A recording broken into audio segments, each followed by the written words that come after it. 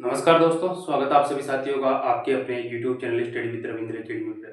प्यारे साथियों, जैसा कि आप सभी साथियों को पता होगा कि चैनल के द्वारा आपको चतुर्थ श्रेणी की क्लासेस है वो प्रोवाइड करवाई जा रही है। साथियों, अगर आप इस चैनल से पहली बार जुड़े हो तो इस वीडियो को लाइक कीजिए, शेयर कीजिए और साथ में चैनल को सब्सक्राइब कर लीजिए, साथ में बेल आइकन को प्रेस कीजिए साथियों, ताकि जब भी कोई वीडियो अपलोड हो तो तुरंत आपके पास नोटिफिकेशन आ सके। तो साथियों, आपको ये तो पता होगा कि इसमें अपन चतुर्थ श्रेणी के साइंस के पोर्शन के ऊपर चर्चा कर रहे थे और साइंस का एक महत्वपूर्ण टॉपिक रक्त परिसंचरण तंत्र है उसके बारे में अपन पढ़ रहे थे साथियों। इसका जो बेसिक जानकारी थी, इसका एक वीडियो मैंने पहले अपलोड किया था साथियों। अगर आपने वो नहीं देखा तो आप जाकर देखिए साथियों, प्लेलिस्ट बनी हुई है इस चैनल के ऊपर। तो साथियों, अपन रक्त परिसंचरण तंत्र के बारे में बेसिक, जैसे उसके ठोस भाग एवं तरल भाग के ऊपर चर्चा कर चुके थे। यानी जो ठोस भाग होता है उसमें साथियों आरबीसी, डब्ल्यूबीसी और प्लेटलेट्स पाई जाती है। इसके अलावा जो तरल भाग होता है वो प्लाज्मा होता है।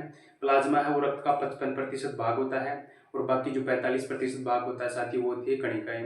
प्लाज्मा है वो हल्की पीले रंग का चिपचिपा पारदर्शी द्रव होता है। और आरबीसी डब्ल्यूबीसी का क्या क्या कार्य है वो अपन इससे पहले वाले वीडियो में देख चुके हैं साथियों।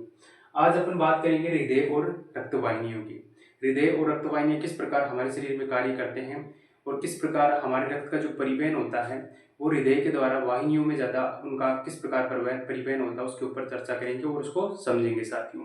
तो मैं आपके लिए ये एक हृदय का जो थोड़ा सा आप समझने के लिए डायग्राम बनाया हूँ साथियों, कि आपको इतना तो पता होगा कि मानव का हृदय 4 कोष्ठों में बटा होता है। क्वेश्चन आ भी सकता है कि मानव का हृदय कितने कोष्ठों में बटा होता है।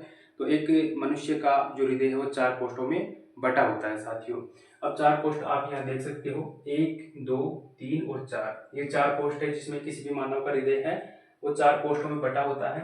अब 4 कोष्ठों, इन कोष्ठों के बारे में तो मैंने बता दिया। इसके अलावा मैं आपको बताता हूँ कि 4 कोष्ठ हैं, इनके क्या नाम होते हैं साथियों। तो ऊपर वाले जो ऊपर के दोनों है साथियों उनको तो कहते हैं आलिंद। ये जो ऊपर वाले दोनों है उनको कहते हैं आलिंद। और जो नीचे के दो है उनको कहते हैं साथियों निलय। ऊपर वाले दोनों आलिंद और नीचे वाले दो थे निलय। अब आलिंद में साथियों ये तो अपना हो गया बायां भाग और ये हो गया साथियों अपना दायां भाग। अब इस बायां और दायां भाग में सबसे पहले तो अपन ऊपर वाले उनकी बात कर लेते हैं कि ये तो अपना हो गया बायां आलिंद और साथियों इसका नीचे वाला हो गया साथियों बायां नीले। ऊपर वाला आलिंद नीचे वाला नीले। ठीक से याद रखिए, उस ऊपर में ऊपर वाला आलिंद नीचे वाला नीले, ऊपर वाला आलिंद नीचे वाला नीले। इधर साथियों ये होता है साथियों अपना दायां आलिंद और ये भाग होता है साथियों अपना दायां नीले, दायां नीले। तो इस प्रकार हमारा हृदय 4 कोष्ठों में बटा होता है। बायां आलिंद बायां नीले, दायां आलिंद दायां नीले। तो इस प्रकार 4 कोष्ठों में हमारा हृदय बटा होता है। इसके अलावा साथियों इनके मध्य एक मोटी दीवार या एक मोटी भित्ति होती है। ये क्या करती है साथियों, ये जो मोटी वाली भित्ति है ये क्या करती है, आलिंद और नीले में जो रक्त प्रवाहित होता है उनको एक दूसरे के अंदर जाने से या एक दूसरे के अंदर मिलने से रोकती है। ये जो मोटी वाली भित्ति आपको, ये जो दीवार दिखाई दे रही है, ये इस वाले आलिंद के जो रक्त होता है उसको इस वाले बाएं आलिंद में यानी दाएं आलिंद को वाले रक्त को बाएं आलिंद में ले आने देती है।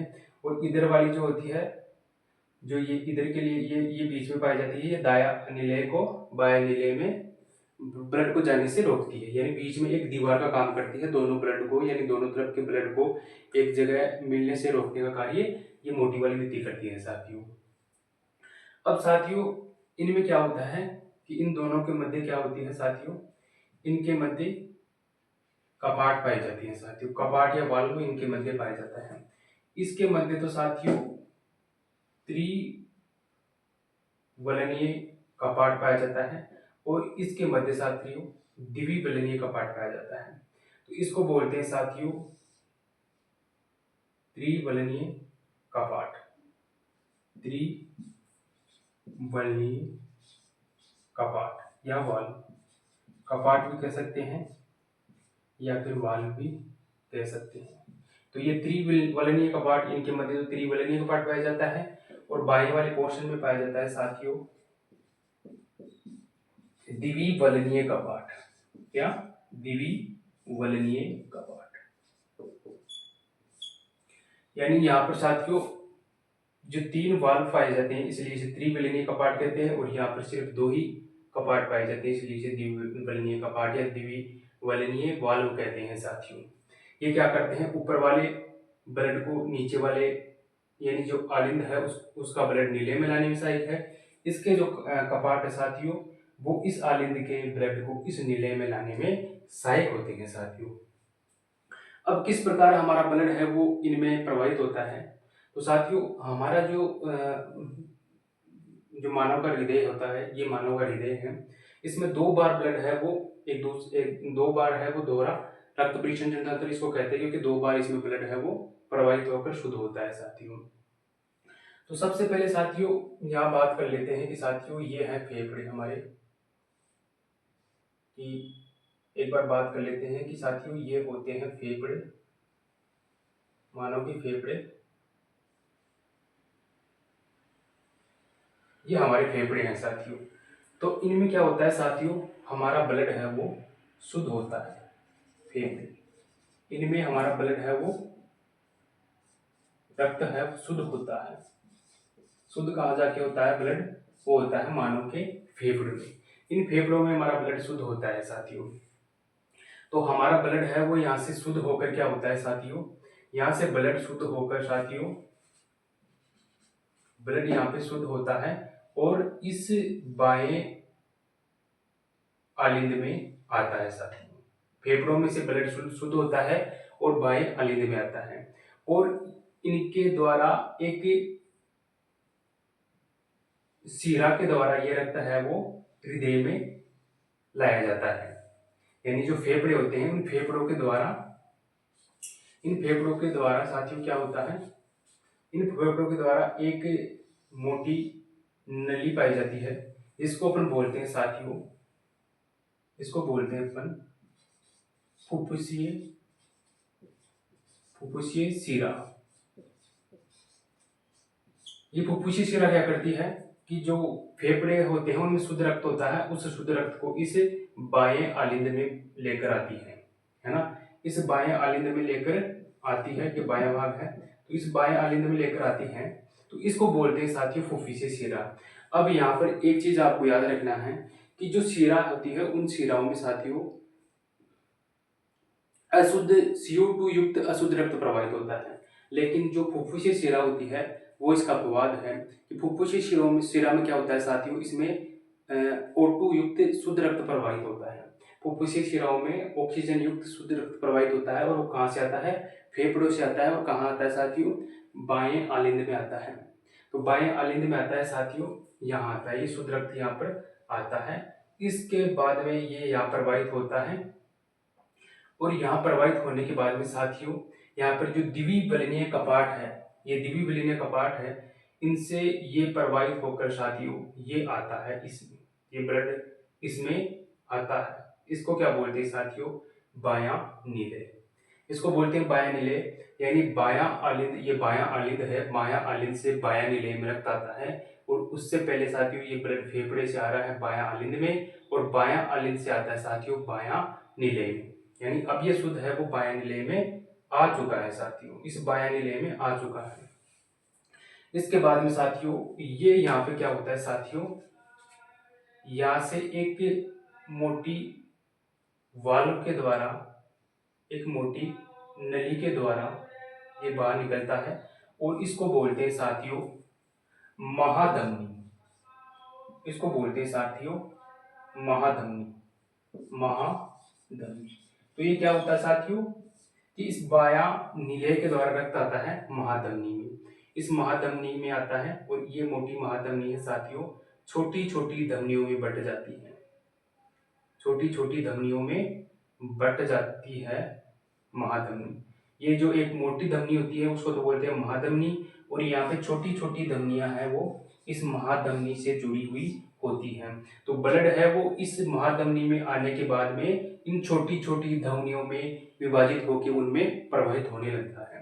फिर क्या होता है साथियों, ये आपको पता है, मैंने आपको बताया कि ये शुद्ध रक्त है वो प्रवाहित हो रहा है। शुद्ध रक्त है वो यहाँ पे आया, इसके बाद में इसमें बाह्य आलिंद में आया, बाह्य आलिंद के बाद में बाह्य निलय में आता है, उसके बाद महाधमनी में आता है, और महाधमनी के बाद में छोटी छोटी धमनियों में बट जाता है, और छोटी छोटी धमनियों के बाद में ये इनमें और भी महीन धमनियों में बट जाता है, जिनको बोलते हैं साथियों केशिकाएं। केशिकाएं, इन केशिकाओं में बट जाता है, केशिकाएं। इन केशिकाओं में बटकर साथियों ये क्या होता है, ये शुद्ध रक्त तो है, और ये हमारे शरीर के अंगों में, हमारे शरीर के अंगों में प्रवाहित कर दिया जाता है। मान लेते हैं कि ये हमारा शरीर है, तो ये शरीर के विभिन्न अंगों में, ये हमारे शरीर के विभिन्न अंगों में प्रवाहित कर दिया जाता है ये ब्लड। तो शुद्ध रक्त है तो शरीर के विभिन्न अंगों में जहाँ है वो ब्लड के द्वारा शरीर के प्रत्येक अंग और ऊतक तक पहुंचा दिया जाता है। उसके बाद में साथियों जब ये शरीर के प्रत्येक अंग तक पहुंच जाएगा तो वहां पर ये जो ब्लड है वो तो काम में ले लिया जाएगा शरीर के अंगों के द्वारा। ये जो शुद्ध रक्त था वो शरीर के अंगों के द्वारा काम में ले लिया जाता है। उसके बाद में यहाँ पर इसमें दोबारा से CO2 युक्त अशुद्ध रक्त है वो मिल जाता है। इस जो ब्लड में, यानी जो शुद्ध रक्त था वो तो शरीर के अंगों के द्वारा काम में ले लिया गया, इसके अलावा इसमें CO2 युक्त अशुद्ध रक्त है वो इसमें मिल जाता है। किनमें? इस ब्लड में मिल जाता है। तो इसमें जो अशुद्ध रक्त था वो इसमें मिल गया, किनमें? इस ब्लड में मिल गया, क्योंकि शुद्ध रक्त तो काम में ले लिया गया, अब वापस यहाँ पर आकर ये ब्लड है वो अशुद्ध हो गया। तो यहाँ पर साथियों ये केशिकाएं हैं, यहाँ जो केशिकाएं है वो केशिकाएं वापस केशिकाएं होती हैं, ये केशिकाएं आगे जाकर साथियों शिराओं में मिल जाती हैं। ये आकर यहाँ पर शिराओं में मिल जाती है। यहाँ पर आकर साथियों आप इसको यहाँ से समझिए कि ये केशिकाएं वापस आकर शिराओं के माध्यम से हमारे वापस हृदय में प्रवेश करती है। यहाँ से ये दाएं आलिंद में प्रवेश कर जाती है। ये ब्लड क्या करता है कि शिराओं के माध्यम से वापस हमारे शरीर के दाएं आलिंद में प्रवेश कर जाता है। अब यहाँ पर साथियों दो प्रकार की शिराएं पाई जाती है। यहाँ पर दो प्रकार की शिराएं पाई जाती हैं जो हमारे शरीर के अशुद्ध रक्त को हृदय तक लेकर आती है। एक तो होती है साथियों हमारे कमर से ऊपर वाले पार्ट का अशुद्ध रक्त, जिसको बोलते हैं साथियों अग्र महाशिरा। जिसको बोलते हैं साथियों क्या? अग्र महाशिरा। जो ऊपर का भाग या ऊपर के अशुद्ध रक्त को, कमर के ऊपर के अशुद्ध रक्त को हमारे हृदय के दाएं आलिंद में लेकर आती है, उसको बोलते हैं साथियों अग्र महाशिरा। इसके अलावा हमारे शरीर का जो कमर का नीचे वाला भाग है, यानी जो श्रोणी मेखला का जो पोर्शन है, उस श्रोणी मेखला का जो ब्लड होता है, जो अशुद्ध रक्त होता है, उसको एक महाशिरा है वो लेकर जाती है। वो भी लाकर साथियों दाएं आलिंद में लाकर है वो छोड़ देती है। तो इस प्रकार दो प्रकार की शिराएं हैं वो ब्लड को, हमारे शरीर के जो अशुद्ध रक्त को दो प्रकार की महाशिराएं होती है जो कि हमारे शरीर के दाएं, जो हृदय के दाएं भाग में और दाएं आलिंद में प्रवेश करवा देती है साथियों।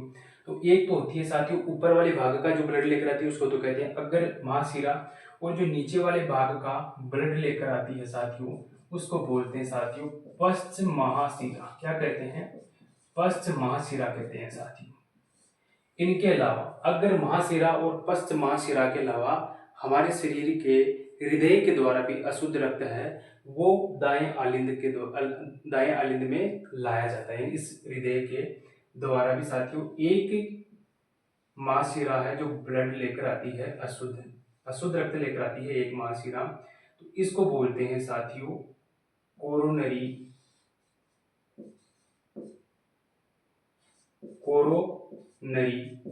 महाशिरा। इसको क्या बोलते हैं? कोरोनरी महाशिरा। तो तीन प्रकार की महाशिराएं हैं जो हमारे शरीर से ब्लड को लेकर आती है।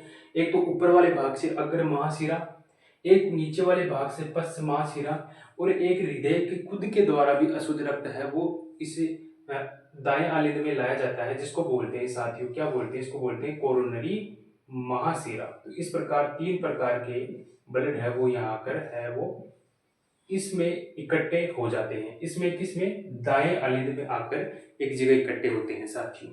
अब यहाँ से ये जो अशुद्ध रक्त था वो आ गया यहाँ पे। अब इसको वापस शुद्ध करने की प्रक्रिया होती है साथियों। किस प्रकार शुद्ध होता है ब्लड, इसको समझते हैं कि यहाँ आकर सारा है तीनों महाशिराओं का ब्लड यहाँ आके इकट्ठा हो जाता है साथियों। यहाँ इकट्ठा होने के बाद में क्या होता है साथियों कि जब हमारा हृदय लुब लुब यानी जब लुब लुब यानी जैसे धड़कन है वो जो हृदय है वो धड़कता है, तो उस समय क्या होता है कि यहाँ के कपाट खुलते हैं। जिस प्रकार यहाँ भी क्या होता है कि जो संकुंचन और प्रकुंचन की क्रिया होती है, तो उस प्रकार उसमें भी साथियों ये जो हृदय का ये पोर्शन है वो खुलता है और ये कपाट खुलते हैं और ब्लड इसमें आता है। उसी प्रकार इसमें भी जब प्रकुंचन और संकुंचन और प्रकुंचन की जब क्रिया होती है, यानी जब सिकुड़ने की और खुलने की क्रिया होती है, ब्लड जब वो जो हृदय है वो धक धक करता है, तो वो ब्लड है साथियों यहाँ से पार्ट खुलते हैं और ब्लड इसमें आ जाता है। ये जो यहाँ पे अशुद्ध रक्त था वो यहाँ पर आ जाता है साथियों, किसमें? दायां निलेय में। दाएं आलिंद से दाएं निलेय में ब्लड है वो आ जाता है। अब याद रखना साथियों ये है अशुद्ध रक्त। अब ये अशुद्ध रक्त कहाँ जाएगा? आपको पता है अशुद्ध रक्त शुद्ध होने के लिए हृदय फेफड़ों में जाता है साथियों।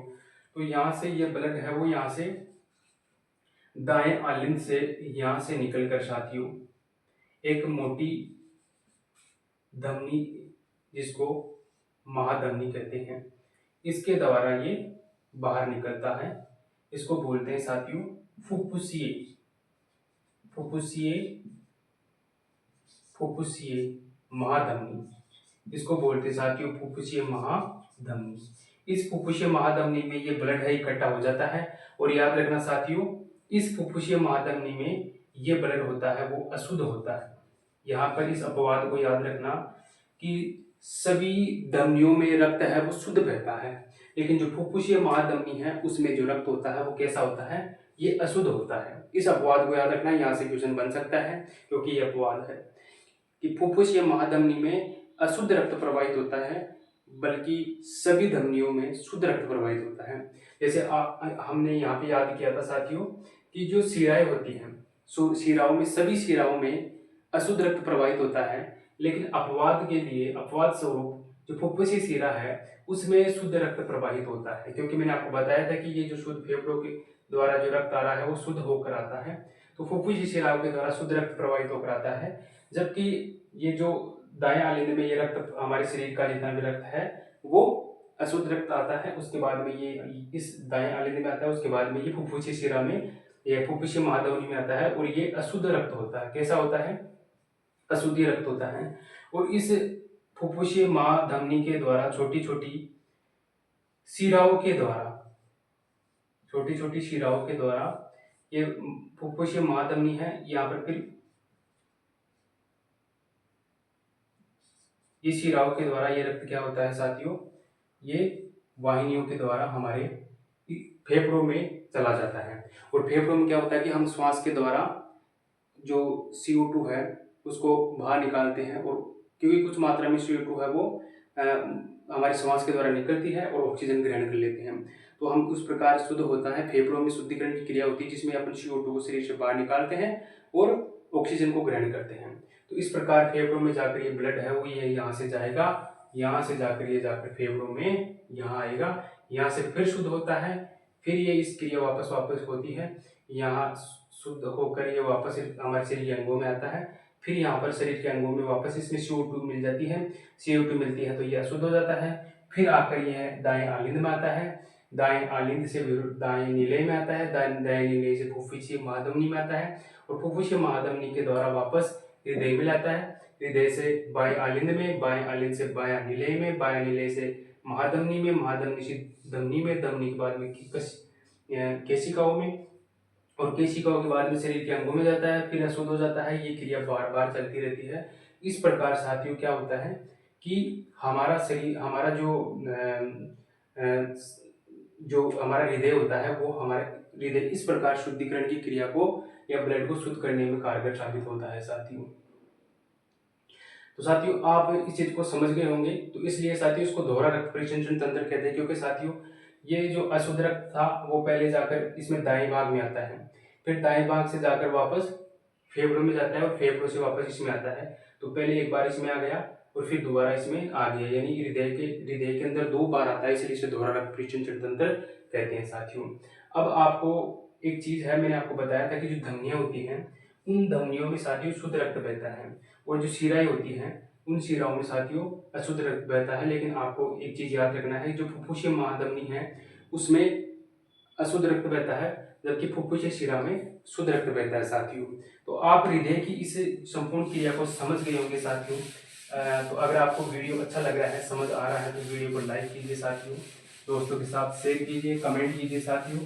एनसीईआरटी की बुक से आपके लिए कंटेंट तैयार किया जा रहा है, जो कि एक बेहतरीन कंटेंट है साथियों, जिसपे आपको बिल्कुल भी डाउट करने की आवश्यकता नहीं है कि क्वेश्चन आएंगे कि नहीं आएंगे, क्योंकि मैं आपके लिए वही चीज लेकर आ रहा हूँ, वही सिलेक्टिव मेथड लेकर आ रहा हूँ जहाँ से क्वेश्चन बन सकता है साथियों। तो ये संपूर्ण हृदय और रक्त वाहिनियों की क्रिया इस प्रकार है, वो रक्त है वो एक हृदय से रक्त वाहिनियों में जाता है और रक्त वाहिनी से वापस हृदय में आता है। तो इसमें दो जो वाहिनियां काम में ली जाती है, एक तो क्या होती है, अब इसमें रक्त वाहिनियों की बात करते हैं कि इसमें रक्त वाहिनियां हैं वो किस प्रकार काम में कार्य करती है अपना। तो रक्त वाहिनियां साथियों 3 प्रकार की होती हैं। एक तो होती है साथियों इसमें धमनियों में रक्त बहता है। इसके अलावा साथियों रक्त होता है वो शिरा में प्रवाहित होता है। इसके अलावा साथियों केशिकाओं में भी ब्लड बहता है। इस प्रकार इन 3 प्रकार की रक्त वाहिनियों में रक्त है वो प्रवाहित होता है। सबसे पहले बात करते हैं धमनी की, उसके बाद बात करते हैं शिरा की, उसके बाद बात करते हैं केशिकाओं की। इन 3 प्रकार की रक्त वाहिनियों में रक्त हमारा प्रवाहित होता है, यानी हमारे शरीर की 3 ही प्रकार की रक्त वाहिनियां जिनमें रक्त है वो प्रवाहित होता है। सबसे पहले धमनी की बात करते हैं। तो साथियों धमनी है उसमें शुद्ध रक्त प्रवाहित होता है, धमनियों में शुद्ध रक्त प्रवाहित होता है। लेकिन इसका एक अपवाद याद रखना कि जो फुफ्फुसीय धमनी है, फुफ्फुसीय धमनी है, इसमें अशुद्ध रक्त बहता है। फुफ्फुसीय धमनी में अशुद्ध रक्त, कैसा अशुद्ध रक्त। वैसे तो धमनियों में शुद्ध रक्त बहता है, लेकिन मैंने बताया कि फुफ्फुसीय धमनी में अशुद्ध रक्त बहता है साथियों। और साथियों इसके अलावा धमनी के बारे में आपको याद रखना है कि धमनियों की जो दीवारें या जो दीवार या जो भित्तियां होती है वो मोटी और लचीली होती हैं, क्योंकि जब ब्लड है वो प्योर होकर हमारे हृदय के द्वारा शरीर के विभिन्न अंगों में, क्योंकि हमारे हृदय से शरीर के विभिन्न अंगों तक रक्त को ले जाने वाली कौन होती है, धमनियां होती हैं।